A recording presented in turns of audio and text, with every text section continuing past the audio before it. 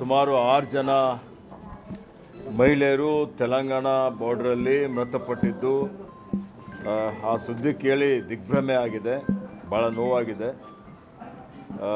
ಇಂಥ ದುರ್ಘಟನೆಗಳು ಆಗಲೇಬಾರದು. ಇವತ್ತು ಸರ್ಕಾರ ಮೃತಪಟ್ಟವರ ಅವರ ಪರಿವಾರ ಜೊತೆಯಲ್ಲಿ ನಾವೆಲ್ಲ ಇದ್ದೇವೆ. ಮತ್ತು ನಿನ್ನೆ ನನಗೆ ಸುದ್ದಿ ಬಂದ ತಕ್ಷಣ ನಾನು ಜಿಲ್ಲಾಧಿಕಾರಿಗೆ, ಪೊಲೀಸ್ ವರಿಷ್ಠಾಧಿಕಾರಿಯವರಿಗೆ ಸೂಚನೆ ಕೊಟ್ಟು ಜೈರಾಬಾದ್ಗೆ ಹೋಗಿ ಜೈರಾಬಾದ್ ಆಡಳಿತದ ಜೊತೆಯಲ್ಲಿ ನಾನು ಖುದ್ದಾಗಿ ಚರ್ಚೆ ಮಾಡಿ ಯಾರ್ಯಾರು ಗಾಯಾಳುಗಳಿದ್ದಾರೆ ಅವರಿಗೆ ಚಿಕಿತ್ಸೆ ಕೊಡಬೇಕು ಅಂತೇಳಿ ವಿನಂತಿ ಮಾಡಿದ್ದೆ. ಮತ್ತು ಕೆಲವೊಂದು ಗಾಯಾಳುಗಳಿಗೆ ಬ್ರಿಮ್ಸ್ಗೆ ನಾವು ಶಿಫ್ಟ್ ಮಾಡಿದ್ದೇವೆ. ಒಬ್ಬ ಗಾಯಾಳು ಹೈದರಾಬಾದ್ಗೆ ರೆಫರ್ ಮಾಡಿದ್ದಾರೆ.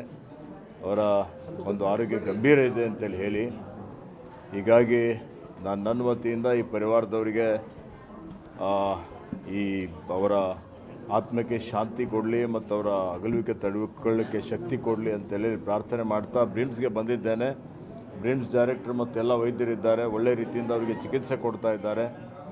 ಬೇಗ ಅವರು ಗುಣಮುಖರಾಗಲಿ ಅಂತೇಳಿ ನಾನು ಹಾರೈಸ್ತೇನೆ. ಮಾನ್ಯ ಮುಖ್ಯಮಂತ್ರಿಯವರ ಜೊತೆಯಲ್ಲಿ ದೂರವಾಣಿ ಮುಖಾಂತರ ಮಾತನಾಡಿದ್ದೇನೆ. ಬರೋ ಹೊತ್ತಿನಲ್ಲಿ ಅವರಿಗೆ ಮಾಹಿತಿಯನ್ನು ಕೊಟ್ಟಿದ್ದೇನೆ. ಮತ್ತು ಇದು ಬಡ ಪರಿವಾರದವರಿದ್ದಾರೆ, ಆ ಪರಿವಾರಕ್ಕೆ ಸಾಂತ್ವನ ಹೇಳಲಿಕ್ಕೆ ಮುಖ್ಯಮಂತ್ರಿಯವರ ಪರಿಹಾರ ನಿಧಿಯಿಂದ 5 ಲಕ್ಷ ರೂಪಾಯಿ ಕೊಡಬೇಕು ಅಂತ ಕೇಳಿದ್ದಕ್ಕೆ ಅವರು ಒಪ್ಪಿಗೆಯನ್ನು ಸೂಚಿಸಿದ್ದಾರೆ. ಸರ್ಕಾರ ಅವ್ರ ಜೊತೆಯಲ್ಲಿ ಇದೆ ಮತ್ತು ಪರಿವಾರದವರೆಲ್ಲರ ಜೊತೆಯಲ್ಲಿ ನಾವೆಲ್ಲ ಇದ್ದೀವಿ ಅನ್ನೋಂಥ ಮಾತನ್ನು ಹೇಳಲಿಕ್ಕೆ ಬಯಸ್ತೀನಿ. ನ್ಯೂಸ್ ಅಲರ್ಟ್, ನಿಮ್ಮಿಂದ ನಿಮಗಾಗಿ.